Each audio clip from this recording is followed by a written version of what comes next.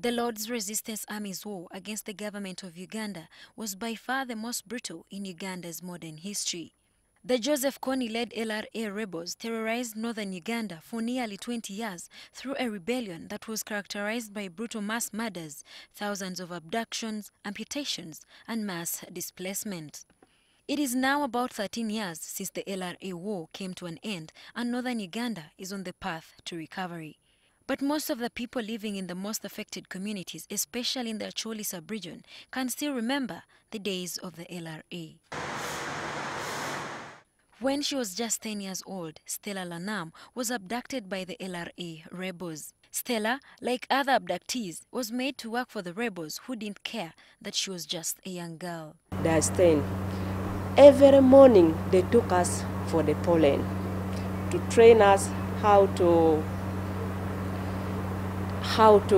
be a soldiers. They train us how to operate the gun, to remove it and to return it back. We trained. After training, they took us to the training how to know to shoot the gun. At the age of 13, Stella was forced to sleep with one of the older rebels. Whenever she tried to resist, she was always reminded that she wouldn't like the repercussions. Then this mother that was talking to me that, you go, if not, they're going to kill you. But I was fearing to go because I don't know what is the sake.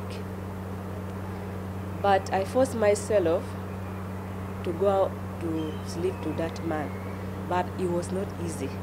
Escape was never an option. Even when some of the abductees escaped, they were not always accepted back into their communities. So these people, they took us to the LC1. When we reach there, we find the people in the camp.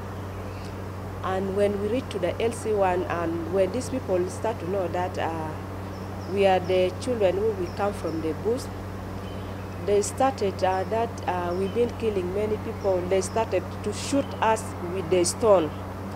And the LC1 he started to ring the army. And then the army came with their vehicle and they took us to.